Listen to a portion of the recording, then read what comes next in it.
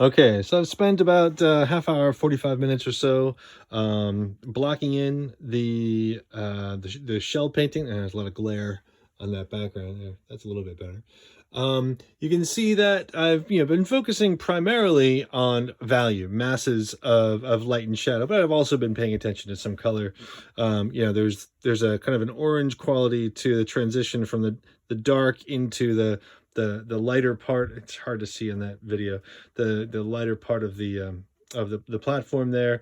The open kind of mouth of the shell is really red, deep red orange, and so and it's clearly a lot darker and redder kind of up in here rather than down in here. Now the outside of the shell, there's kind of a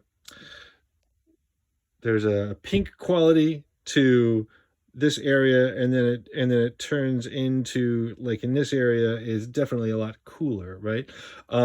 But I've also downplayed all the sharp edges, the stuff that I see in the shadow. In my painting, the I've kind of allowed all this stuff to, I mean, there's, the cast shadow is clearly darker than the main mass of the shell, but it's hard to tell where the shadow ends and where the shell begins, right? That's very deliberate.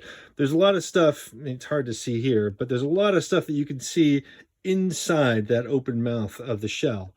Um, so far, though, in my painting, I've deliberately downplayed all of that. Now, in my painting, the lights there, this stuff and, that stuff, that's actually still just the ground, that middle gray. So this is, I have a lot of room to move into to get those lights, those light areas in. Now, as far as the edges go, what I've been trying to do again is mass in the main shapes, mainly the main darks.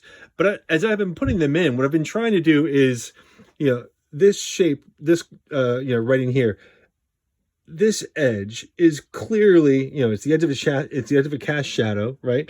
It's clearly a harder edge, not super super hard like this, but it's clearly a harder edge. And then as it moves from this light into the shadow, for the most part, it moves very very gently.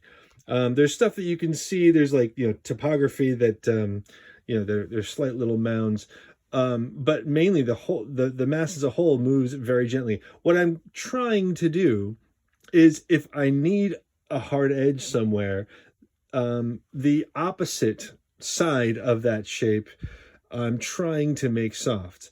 And that's generally a good policy.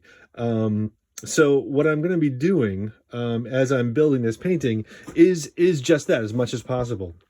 Wherever there's a hard edge, the opposite is going to be soft. When in doubt, keep things soft. I